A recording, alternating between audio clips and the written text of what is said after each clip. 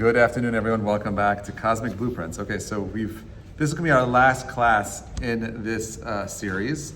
Not because there isn't more to discuss. There is a lot more to discuss. It's true that there are 12 zodiac signs that we discuss over the last 14, 15 weeks. But in reality, if you were actually to go out and look in the night sky, you'll find a total of 88 different constellations in our night sky. Not just the 12 that are there.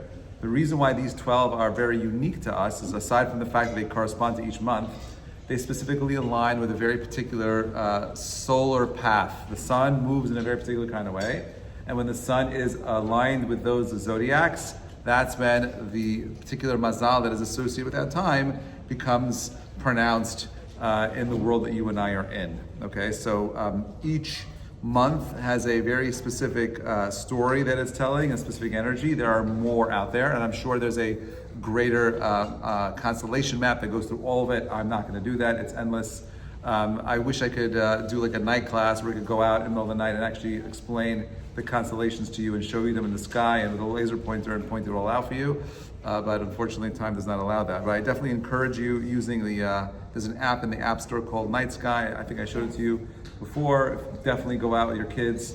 It's a lot of fun looking at the sky, and in Central Park at night, it's dark enough for you to go out and appreciate everything. Okay, so what I wanted to do was like this. It's not in this sheet. There is a sheet that I gave you on day one, right? It was a sheet of all of the tribes, all of the different zodiac signs, and it had a few other things at the end of it, like the planets and the hours and so on and so forth. I didn't print it over here because I gave it out, and if you need it, it's in the description page in the series as well. Okay, what I want to do is I want to go through like some of the last ideas when it comes to understanding the mazal, the zodiac, is that we understand that there are different types of, it's not just the zodiac that we're looking at. We know that each month has a particular sense that is associated with. We know that each month has a particular tribe. We know that each month has a particular element. We know that each month has a particular body part that is associated with it. So I want to kind of go through that a little bit today, just to understand it a little bit more. It's going to be a shorter class than usual because it's Erev Pesach and I have 1,000 things to do before the holiday. I just want to close the series with closing some of these ideas and taking some questions so that it's if there's things that I left out that were unclear, I want to try to make it as clear as possible. Okay, so the one thing that it's worth reminding ourselves about is that the zodiacs themselves is a cyclical cycle. Okay, we understand that there's three modalities that we're constantly bumping into. Modality number one is the week. Modality number two is the month. Modality number three is the year. So you have something called Shabbat, which is the renewal of the week. Something called Rosh Chodesh, which is the renewal of the month. Something called Rosh Hashanah, which is the renewal of the year. These are the three modalities that deal with time. Now, the two modalities, the first and the second, week and month, are cyclical. Okay? This is why every single week, at the end of the week, what do you draw back to? Another Sunday, another Monday, another Tuesday, another Thursday, and so on and so forth. And the same is true with the months. At the end of the year, you have the cyclical cycle that is repeating itself again. And this is why in Judaism, when we think about time, we think about it not as a linear line where one moment is moving away from another moment, but we find ourselves bouncing back into the same exact places. For example, the month we're in right now, the month of Nisan, the month of miracles, is also known as a month of Geula, which is why Chachamim point out the month of Geula, the month of redemption, is always pronounced and found in this particular month. And we use the analogy of someone who's a programmer who could read the code, or someone who's an architect who will see these things in nature and understand it, which would explain why the Avot were able to look at nature and time and see how Pesach is going to express itself during that particular time of the year. Okay, it's this time of the year. In the same way, we mentioned that the world is beginning to awaken from its slumber. Like I mentioned last week, if you look at the trees, they're beginning to bud and bloom. Don't forget that there's a mitzvah to go out and do Birkat HaIlanot. I was told, I have not seen it yet, there's an apple tree on Park Avenue and 63rd. So if you haven't done the bracha, I'm told you can do it there. I don't know where on 63rd and Park, but it's two corners, so you'll figure it out. And why do we do that? Because in the same way that the world around us is renewing itself, we need to renew ourselves. In the same way that we said that trees are we said kol adam etz priya, so that all people, all mankind, is like the tree of the field. You are like a tree. How are you like a tree? Well, in several ways. Number one is trees have seasons.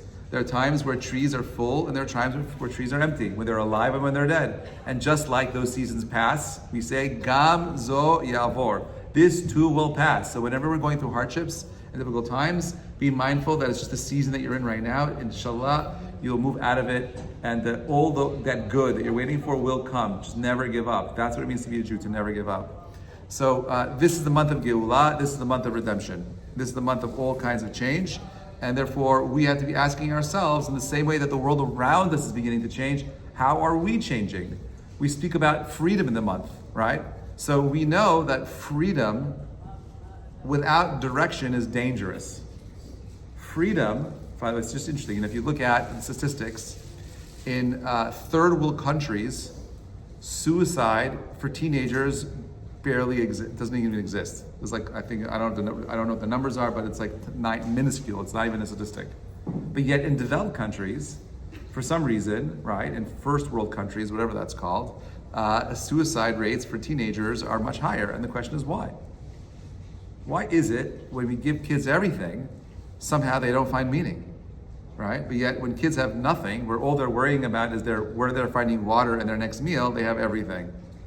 And it has to do with this concept. We say that freedom from the slavery in Egypt wasn't just a freedom from. There has to be a freedom to. To what? You can be freed from your captors, but if you don't know in life where you're going, you're in trouble. Freedom to is super important. Freedom to what? So we say that the whole of, actually, it's interesting, this is a side note, but I guess it's worth mentioning. It's an idea for you on Pesach. Some Sephardim had this custom, all Ashkenazim have the custom that they have a hard-boiled egg, right? So the hard-boiled egg is the first thing they start their Suda with. Where does that custom come from? We say, Zecher le Korban Chagiga, right? And we remember the Korban Chagiga. And our sages tell us that the egg is round shape. It's a reminder that in the cycle of life, it's actually a oval shape, and it reminds us of death and the cycle of life. And therefore, we begin our Seudah with this Korban Chagiga. Now, what's also interesting is that the Chachamim point out something fascinating, that the first night of Passover, whenever the first night of Passover falls out, is the same night that Tisha B'Av falls out. And maybe, the reason why they're making this comparison to the first night of Pesach to Tisha B'Av is that if you're working on having a conversation of freedom from without freedom to, you end up with a Tisha B'Av. And therefore, on the second night of Pesach, what do we do? It's different. We at the end of the Seder, we count the Omer, right? You start this process of what's the Omer counting? It's about the development of the self, right? We know that the month of Nisan is also the month of Aries, right? And the animal, or is the sheep that is associated with it. The month of what's it called? The month of Iyar, right? Is the Taurus, right? Is the shore, right? Is the cow. So you see, there's an evolution from a lower animal to a higher animal, right? And then in the month of Sivan is the Teumim, the twins, right? The development of the self, a greater version of the self. What's interesting, by the way, to note that in the month of Adar, right, you have two fish. And they're kind of like in this cyclical, round cycle, right? It's almost like an Ouroboros, like a snake eating its own tail. This constant cycle going around and around and around, and that's what the cycle of the fish represents. The Gim are outside of Mazal, right? And therefore, at the end of the year, you can break your Mazal. We're in the month of Nisan. Broken Mazal means new beginnings. Forget about what happened last year. The question you're asking yourself the month of Nisan is, where am I going in life? I can't control anything that has happened up until now. What happened in the past is in the past. Now the question we're asking ourselves in the month of Nisan is, where am I going? Which is why it's interesting, we'll notice, and we'll see in a few minutes, that the months are also associated with the tribes. But not just randomly. Specifically, there's two ways of counting the tribes. One is how the tribes are mentioned in the actual Chumash, right? And then also how they camped. Right? I don't have proper diagrams to explain, to show you what they look like, but I think with a little bit of imagination and creativity, you'll understand it. And why? Because they're movements. There are movements that are happening. The whole of the travel for the 40 years in the Midbar wasn't just, let's just wander around. Each place that they stopped and encamped in was a lesson of some kind of personal development. How do I take a group of slaves who were enslaved for so long in a caste system and teach them to truly be free? Well, the first thing is taking responsibility. The first part of freeing a person is showing them that their choices matter, right? That what you think and how you think about yourself matters. Your thoughts very much express reality.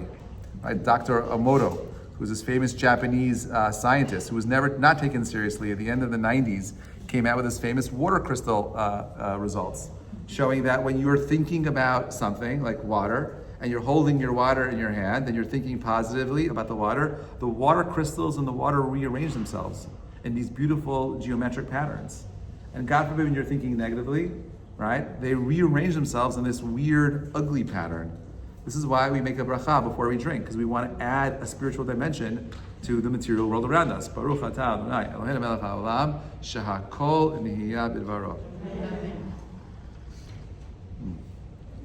Not just tea, but spiritually elevating tea now. Okay, so this is what the sheet says over here in the beginning. It says this, based on Sefer Yetzirah in the Pirush Haravad. He says the word chush refers not only to the physical sensation, but to deep perception, understanding, and applied skill. Each month has particular chush, has particular sensation that is associated with it. Okay, you'll see this how it plays out on the bottom over there. But you have something called speech, thought, walking, sight, hearing, action, touch, smell, sleep, anger, taste, and laughter. Okay, these are the 12 potential signs of different types of chush, of sensations that are expressed. This is not just this is not just the senses, the 5 senses. There's much more over here. And spiritually speaking, there are other things we take into account as well. So you have speech. Speech is the practical understanding of communication, expressing truth effectively. Thought, by the way, anything that we discuss in any one of these conversations, you have to be mindful that if anything has a positive potential, it has to have what? The opposite potential, right? Whenever you're reading anything, there's always the flip side, okay? So speech, right, is that practical understanding of communication. And what happens, God forbid, when speech goes wrong? It's horrible, okay? Thought, awareness, cognitive patterns, self-reflection. All too often, when people don't have that, their thoughts are off, become very narcissistic. Walking, progress, movement through life with refinement and purpose. Most people, unfortunately, walk aimlessly. They're on repeat. They're doing things out of rote. They're on this really bad habit of not thinking carefully and mindfully of things that they're doing. Sight, deep vision, both physical and spiritual. Some people they're not involved or engaging in what we call shmirat enayim. We all have heard about shmirat halashon, guarding the tongue, but shmirat enayim is important. Why? Because what you see, what you take in through your eyes, impacts how you think about yourself and the world around you. And one of the hostages was just on 60 Minutes, and he was talking, which was a horrible interview. Was just talking about how the Hamas would do these horrible things I can't even describe, and make him watch, force him to watch, to break them, because when you're watching violence, it impacts you. I don't want to watch violence, right? We become desensitized to it. So what you see is important. Action, skill in implementing plans, effectively focused activity. This is important. It's not enough to go ahead and decide that I want to move through life. Well, what is the process? What are you doing? Do you have a plan? How are you executing? You want to do something amazing. Well, how are you going to do it? How often do you say, I really want to do this? And that's where the conversation ends. The next step is creating an action plan. Touch, appreciation for the power of influence of contact. This is what we call shomer negia, for a reason, right? What you touch, how you touch, who you touch matters. I remember having the most uncomfortable conversation with my aunts when I was becoming religious, and I said to them, I want you to know, took them out for dinner. I'm like, I love you guys so much, I have so much respect for you, this and that, and I just want to explain something that's happening to me in my life. So it was the worst conversation. It was horrible. It was the worst conversation you could possibly have. But I felt like I had to have it. It was important to me. So I had the conversation with them, and they're like, I don't understand. Like, what's going to happen if you're going to touch us? I'm like, nothing's going to happen. It's not about you. It's about me. It's about me creating a sensitivity for myself. So, and they're very touchy, very lovey-dovey, whatever it is. I'm like, I'm not hugging you. I'm not kissing you. I'm not touching you. But not out of disrespect. It's out of respect for you. And it's also because I have a certain type of sensitivity that I want to develop for myself. Right? So I had this conversation like, 25 years ago. Until today, every single time they see me, something happens.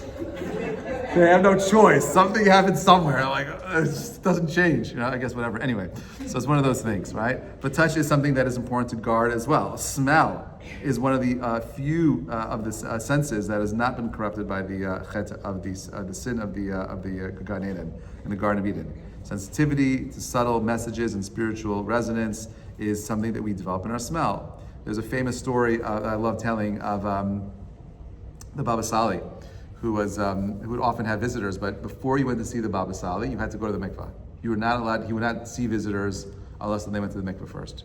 So there's a bunch of guys who decided to go get a bracha from the Baba Sali. One of my rabbis was there. He was in the room with them. So one guy said, I'm not going to the mikvah. It's weird, I don't want to dunk, it's just a weird thing. I'm just going to wet my hair and make it look like I went to the mikvah.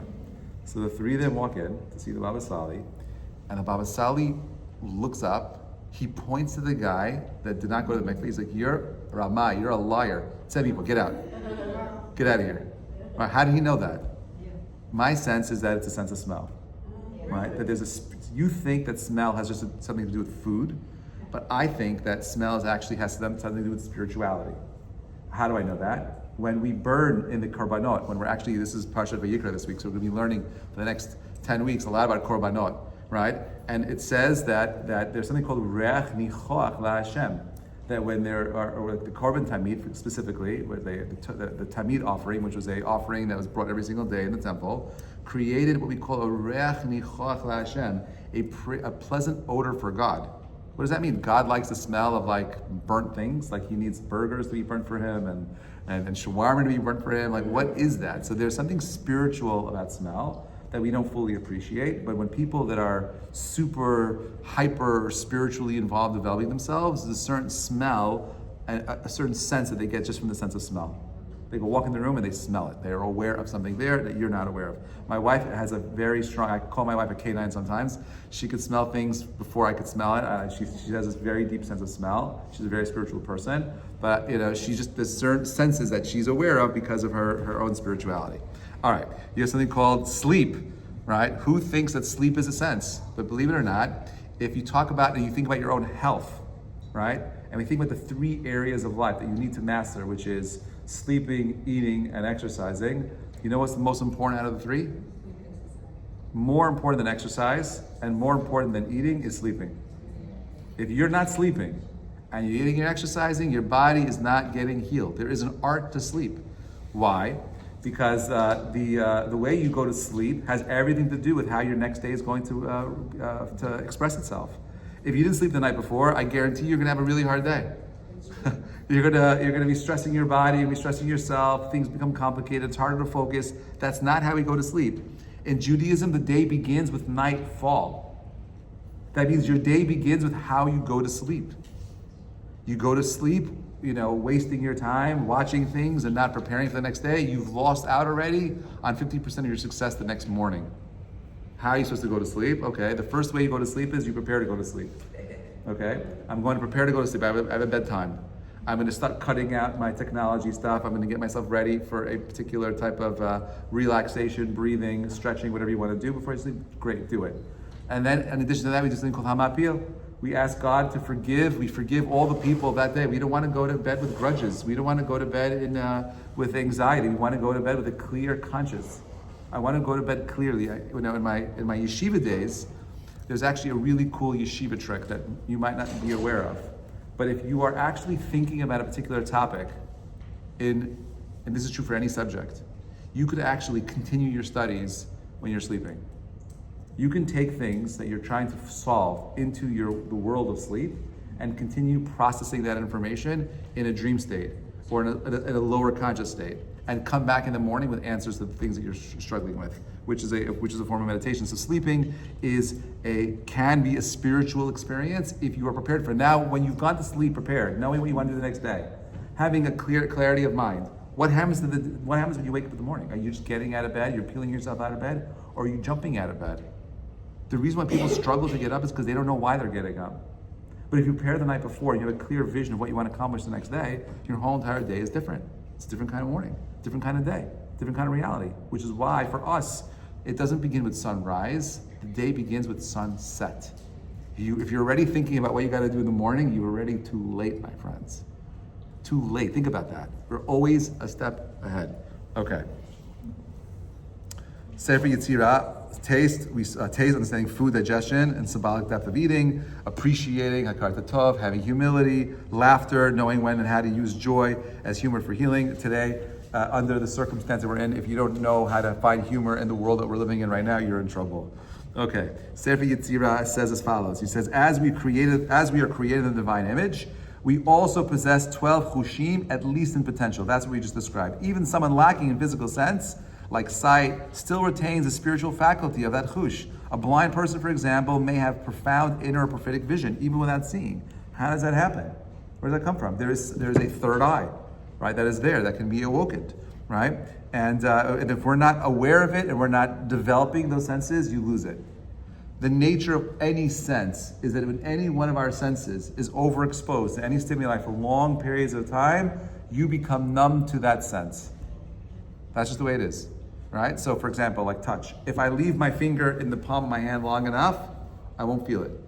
Did you ever go to the movies or watch something and leave your hand on your thigh or on your knee, and then like oh, I didn't know it was there. It was a weird sensation, so like not being aware of it, and then you're aware of it.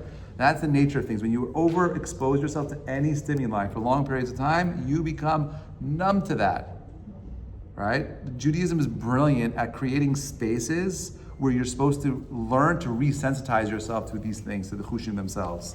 Okay? So there's something about refining those things. Don't overload the senses. Each month gives us an ability to strengthen, to expand our vessel potential for the chushim, along with their corresponding divine activities. Each month is an opportunity to go through the avodah of working through that sense. Rosh Chodesh is an opportunity to refine the chush of that month.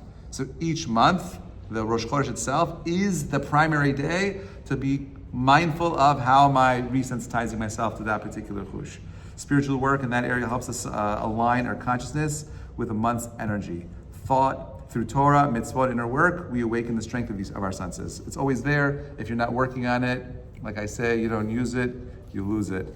That's just the way it is. You're not working on refining it, it's gone.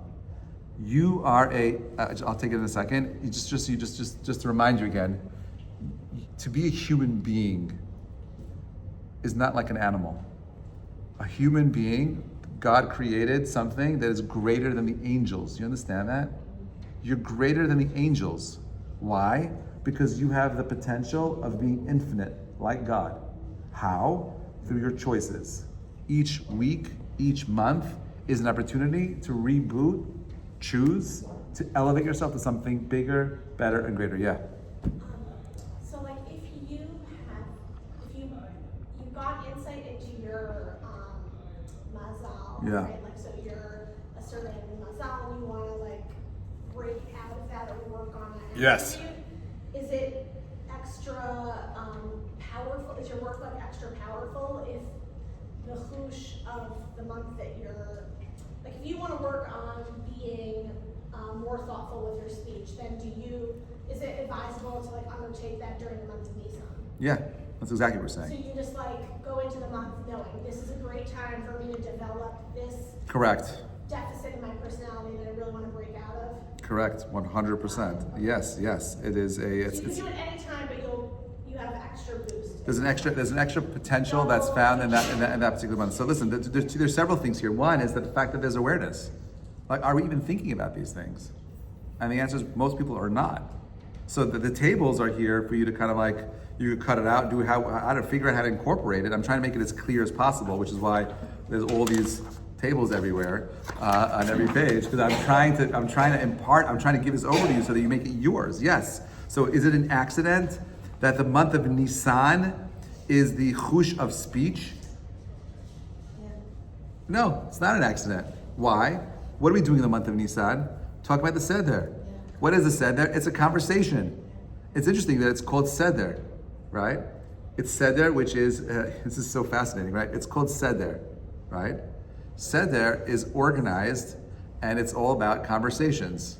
It's forced conversations you're having. Now, it's Pesach, the mouth that speaks. It's all that. The four sons, each coming up, the children, Manish Dana. It's all about conversations because how you speak impacts number two, your thought. And how you think impacts how you walk, your ability to progress. And that impacts, you have to have vision. Vision is not enough. Hearing is not like seeing. Hearing is absorbing the information. Then there has to be action. It's all interrelated. There's a step-by-step process here of developing the self, and it's all interconnecting to the month itself. We don't think about it. We just think about, oh, it's the month. It's my zodiac sign. But there's more than just the month itself. Each tribe has a particular energy that it is expressing that is also associated with the month. Okay, that's why the tribal chart is over there. So you have all the mazalot, you have your chush, you have your, what's it called? Turn the page over again. Okay, so you have the four elements, right? So we spoke about how each one of the elements are found in each month, right? And this goes through a very clear expression of the mazalot and how you find them in your month, and so on and so forth. We'll do about the comparable ones in a moment. So you have fire, earth, air, water. You have the zodiac signs for fire are Aries, Leo, and Sagittarius.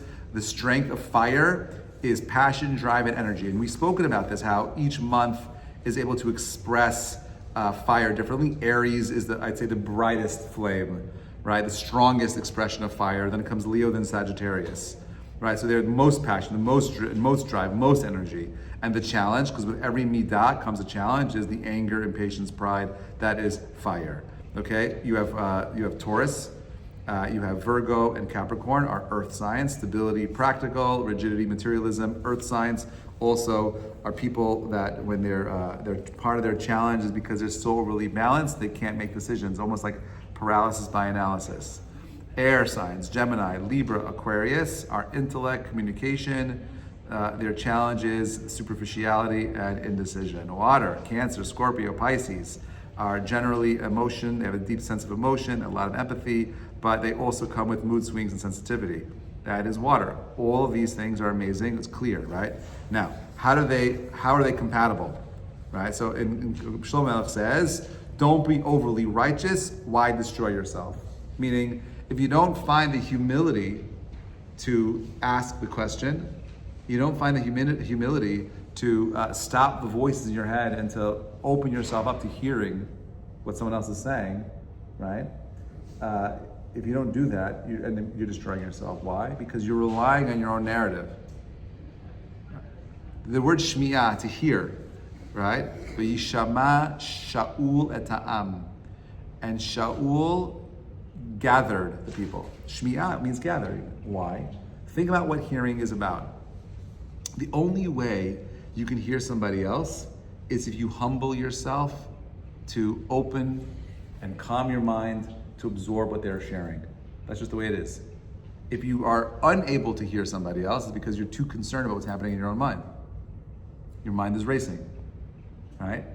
How do I hear what somebody else has to say? The first step is shutting myself down, opening myself up to the possibility of what this person is sharing, right? Absorbing the information in its totality, and then finding the courage to go back and ask the questions. That's how you build a relationship, right? How do you build a relationship with anybody? You start talking. Hey, you said this, explain this to me. How do you go back and forth, back and forth, back and forth?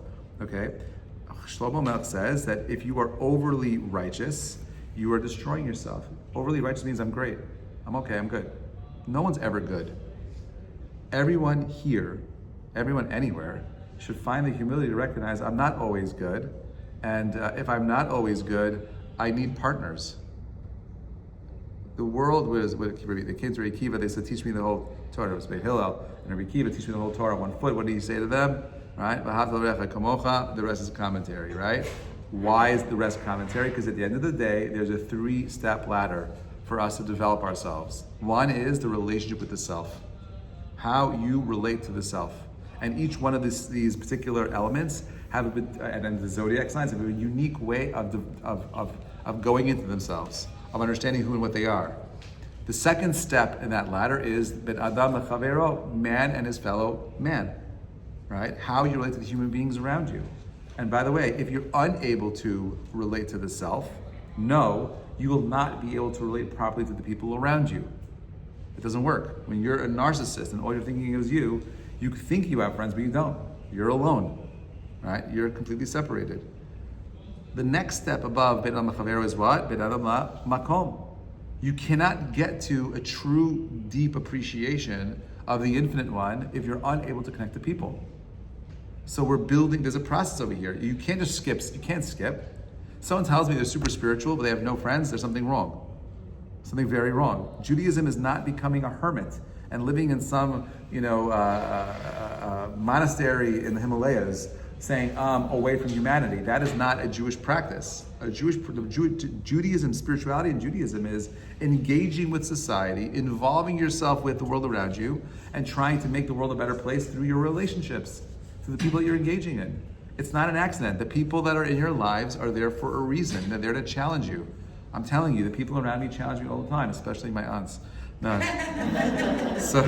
So I'm just joking. I'm probably going to get in trouble for that, but okay, fine. Anyway, so let's keep going. So certain combinations of signs and elements either complement each other or clash. So for example, compatible pairs of elements are earth and water, fire and air, water and water.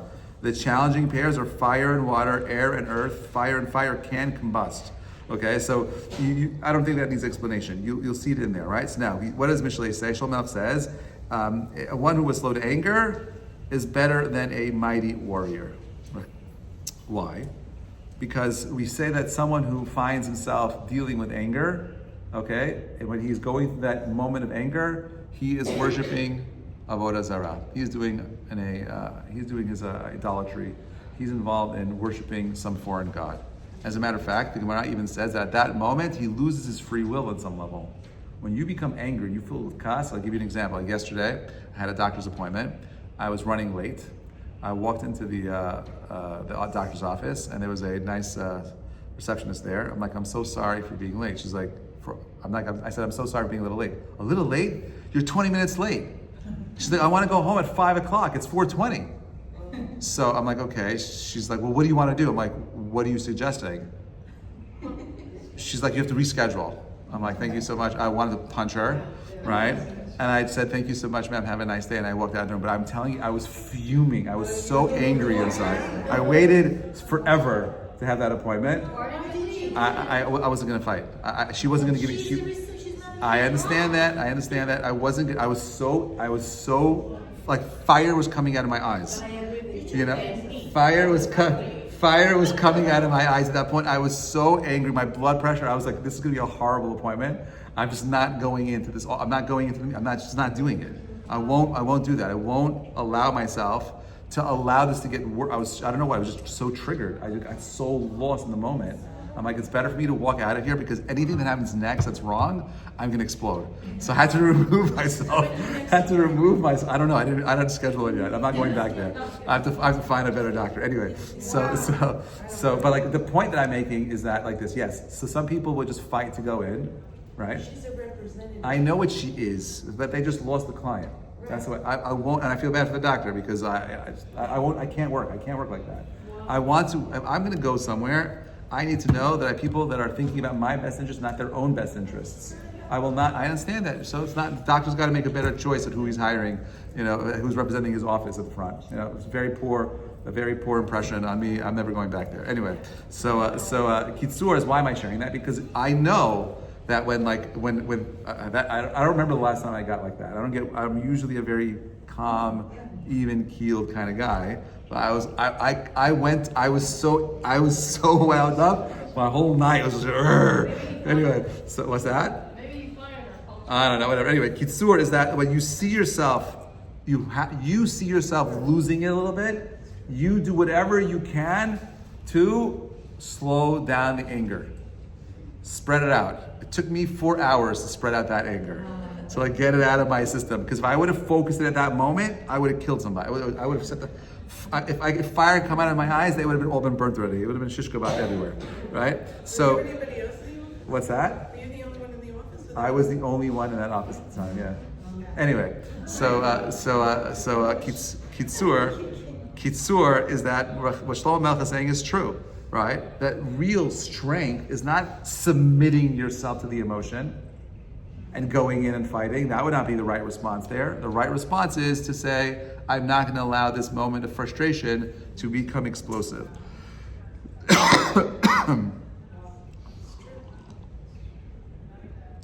Astrology is not an excuse, it's a mirror, right? So you have like anger, right, which is fire signs. You have jealousy, kina, which is a water sign. You have rigidity, atzlut, laziness, which is earth signs. You have distraction, pizur hanefesh, which is air signs. Turn from evil and do good, seek peace and pursue it. That is our job here. Your job is to recognize the chisronot, the weaknesses that you have, and turn away from them, okay?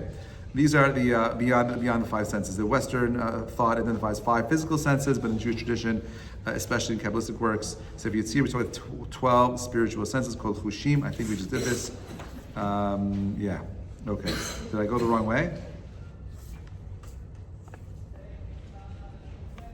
Okay, fine. Anyway, the next page says tribal encampments. Yeah? Tribal encampments. Okay, great. So talk about the way the Shvatim surrounded the Mishkan, right? Each tribe was put in a particular direction.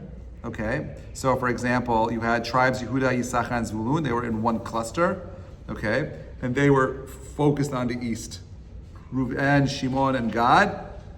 South, Ephraim, Menashe, Binyamin in the west, and you have what's it called? You have Dan, Asher, Naphtali in the north, and each one had a particular main tribe that is associated with their particular direction. You had Yehuda, Reuven, Ephraim, and Dan. Okay, and this is all based on this pasuk in the Bamidbar, which says, "Each person by his banner, according to the insignias of their father's house, shall the children of Israel encamp." Now, this always bothered me. When I was starting my journey, I felt very proud to be a Jew. And then when I started, the idea of like brotherhood and Jews and Israel and together, bayachad and atseach, all that, I was drinking the Kool-Aid. And then when I started learning the Chumash, it bothered me that I understand why there were tribes during the times of Jacob, because he had sons and each son represents a different family. But you think that after 400 or 200 years in exile in Egypt and being enslaved together, we drop the banners, drop the flags, and create our new flag, right? The one flag for everybody. Each shevet has its own unique banner. Each shevet has its unique color. Each shevet has its unique identity. Why would you want that? And you see, by the way, even later on in the story, when Joshua comes into the land of Israel and the tribes set up, there's so much conflict based on the tribes themselves. Each tribe fighting with the other. Why would you want that? Why not dissolve the tribes? Why not get rid of that identity and just create a new identity called Yisrael? That was my question. And I realized over time that there's a lot of brilliance to this idea. Now, I am Sephardic, it's true, but when I became more observant, the people that got me interested in my Judaism were not Sephardic. They were very Ashkenaz. And therefore, a lot of my Jewish learning, including my reading and my prayers, was very Ashkenaz. And you'll hear it sometimes slip out, or all the time slip out when I say Hebrew words, the psukim, and so on and so forth, right? So I deeply appreciate having a Sephardic identity. Right? And I think it's so important to think about our identities. Like I know that the idea that I can preserve an identity and I'm not forced to lose my identity is profound, because it's not about losing yourself to Am Yisrael. It's about developing your talents and then allowing Am Yisrael to enjoy those talents. There's something unique about who you are as a human being. Forget about the Jewish part of who you are. Forget about if you're a Levi, a Kohen, or wherever you're from, whichever Eidah your community is from. It doesn't matter at the end of the day. There's something unique as far as your story, whether you're Sephardic or Ashkenaz or wherever your families are coming from. There's something unique about your particular story. So for example, like Jews from the former Soviet Union have a powerful story to tell. When I was a campus rabbi, I found this is true nationally. This was 20 years ago, that most of the leaders in Chabad and Hillel were they always had one or two token Jews from the former Soviet Union, Russian Jews. I thought it was interesting. Like, out of all the Jewish kids on campus, why was it you had these immigrants who came to this country? Why are they taking up leadership positions? And it's even true further up, like on other organizations around the world. You see it. You just see people that are immigrants taking a stronger position and in leadership roles than the natural-born American kids. And I think it's beautiful that each group has a particular story. Jews in the former Soviet Union have an amazing story about resilience. Russian Jews have a deep understanding of anti-Semitism. They understand what it means to be discriminated against. They understand what it means to go ahead and live in a country which tries to destroy their identity. If it wasn't for Stalin's one mistake, the mistake that Stalin made was that on the fifth line of every single Russian passport, it said their nationality. And if you were Jewish, it said Ivre. So if you had a Jew who was trying to assimilate, he couldn't because his passport kept reminding him that he was Jewish. And that line created discrimination amongst Russian Jews. So they couldn't get jobs they couldn't get jobs, they couldn't go to universities, they were forced out of positions. And that was the greatest blessing in disguise. The hatred forced Jewish identity. And I want you to know, my suspicion is that if that wasn't there, they'd be lost. Completely assimilated and lost into that country. So there was something there. They come here and talk about identity. They're forced to their identity. Essentially, one of my students said to me, when I was in Russia, they called me a Jew. And when they came to America, people would call him a Russian. He's like, which one am I? Which one am I? Right? I'm a Russian Jew. I'm Jewish. So the identity is super important. You should be proud of where you're coming from. The Shvatim are a reminder of particular strength that is associated with that particular month. And even though they're different, it's true that the diversity is super important. We cherish diversity, but understanding that the diversity that is there is for me to preserve my identity and see myself as a cog, part of a bigger whole. I am part of a bigger machine. I have a particular strength that I bring to the table because of my unique background, my unique experience, and that is something that we take seriously. You never want to lose yourself to. Most of the time, people are often scared, I'd say, I use the word afraid, to move themselves and develop themselves spiritually is because they're afraid of losing themselves. I'm going to become like that. I don't want to look like that. And you don't have to. Take everything that makes you who you are and bring it with you wherever you're going. Take your experiences. I bring wherever I come from, I'm part of all of it. And I bring that experience to wherever I go. And that's where my unique flair and flavor comes from, right? We take from where we come from. I don't want to be like a penguin and be the black and white guy that's doing that everyone else is doing. I do me. And that's okay. Judaism allows you to have your self-identity. The proof is in the Shvatim themselves. Each Shevet tells a unique story. Make sure you're doing the same. Okay. We have visual summary of the direction. So you have East, you have Yehuda, kingship, Torah study, Yisachar, and commerce and travel. There is a cluster there for a reason. Passion, justice, strength is the South. The South, by the way, is often where Jews were attacked the most. Those tribes, Reuven, Shimon, and Gad, were some of the most powerful tribes. Right? Gad was the warrior tribe. That's what they represented. The ability to hold up the back, hold up the rear. Ephraim, Menashe, Binyamin, right? West, mystery, death, continuation of Yosef's legacy, forgetting past trauma, sacred spaces, Mikdash, creating space to be able to do the things you need to do in this world, not being afraid of confronting your challenges, your fears. North, Dan, judgment, Asher, abundance of blessing, Naphtali, swiftness and joy. There's a cluster there for a reason. Now, in addition to each month having a particular shevet that is associated with it and those particular types of midot, you also have each month has a particular body part that is associated with it. Nisan is the right foot, Iyar is the right kidney, Sivan, the left foot, Tammuz, the right hand, Av, the left kidney, Elul, the left hand, the Tishrei, the right lung, Cheshvan, the left lung, the stomach, the liver, gullet, and spleen. I could spend a whole entire class unpacking all that. Unfortunately, I can't. But know that there is each part of our body represents a different expression of a character trait. So, for example, the right foot is not like the left foot. The right foot represents Netzach. The left foot represents Hod. Okay? The feet in general are one system, not like the arms. If you lose one leg, you can't stand. Right? If you lose an arm, your other arm can still function. So Netzach and Hod are interconnected. So there's always an interplay over there. Whereas Chesed and Gura, right? You lose one, you always have the other. There's an interplay over there. The kidneys. What are kidneys? You think that a kidney is just a place that goes out and cleans out the fluids in your body, right? And then if you have too much calcium in your diet, it produces kidney stones. This is not true. It's much more than that. The kidney is somehow associated with Eitzah, right? With giving advice, right? Something about the kidney is where we're able to, there's some kind of connection with the kidney and thought. And your power to give advice is somehow connected to your kidneys. I can't explain to you how, I don't understand it. But and the right one is advice that is associated more with Chesed, the left one more with Gvura, and so on and so forth. What if you have a kidney stone? Yes, depends on which kidney is it in. Why is it in the right kidney and on the left kidney?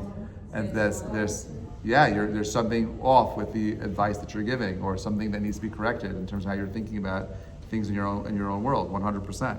Is it a lack of Chesed? Is it a lack of Gvura? Is it too much Chesed, too much Gvura? But there's a correlation there, and it's all interconnected. And I can't do that with you right now. But I want to end with the following. Yeah.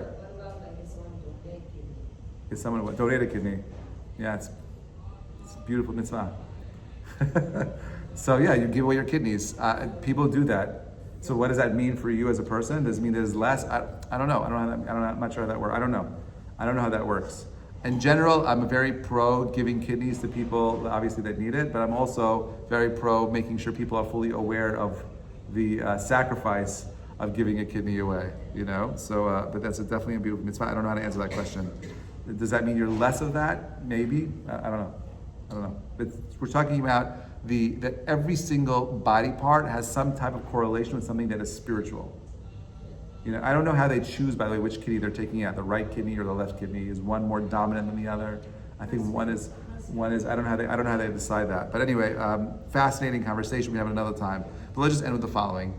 The purpose of this series was really to have a conversation, not just about the mazal itself, but more for you to think about the different character traits that define who you are.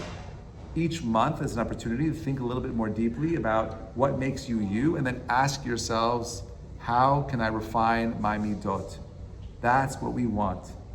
There's a famous story that happened actually in the former Soviet Union, where they came to the yeshiva of Volozhin, and they asked Rabbi Chaim of Volozhin, the minister of education of Russia, was coming in to see the yeshiva. They wanted to close it down. They wanted to impose their own curriculum. And they asked, they were so impressed with the students in the yeshiva, how intelligent they were. He said, when do you start preparing these kids for schooling? So the rabbi said 20 years before they're born, right? Right, when they got married, right? When the parents got married, that's when you start thinking about how you're raising your kids already, right? But it's never too late, and the same is true about our midot. We weren't raised with a philosophy of thinking about the development of the self, because we often think about success in life is tethered to your profession, being a wife, being a husband, and that's all those things are a measure of some kind of success. But in Judaism, you understand that the greatest success that you can have as a human being, as a soul, is a person that's able to conquer their midot, conquer their character traits. The month of Nisan is a month of miracles, Nisim.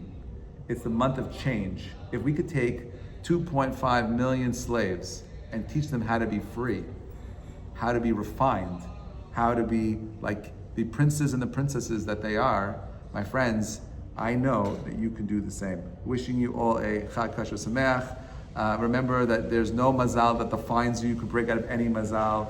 The lives that you lead are an expression of the choices that you've made for yourself. Stop blaming anyone, take responsibility, and become what you're meant to be, someone that is infinitely great. Hashem believes in you, I believe in you, you can do it. Don't allow the mazal to define you, break out of it, and become what you're meant to be. Have a great week, everybody. Looking forward, the next series, Be'ezrat Hashem, will start at the Pesach. We're going to go through the mystical meanings of every single one of the Hebrew letters together, Be'ezrat Hashem. We'll go through the Hebrew alphabet, go through the alphabet together, relearn the core letters and see how they what they each story of each letter is trying to tell us. That's gonna be the next series of classes, B'ezrat Hashem. We'll go into the summer. It'll be a long one. Anyway, Chag Kasher Sameach, everybody. Have a great week. Thank you so much for. I'm not going to be here next week, so this is the last class until after Pesach.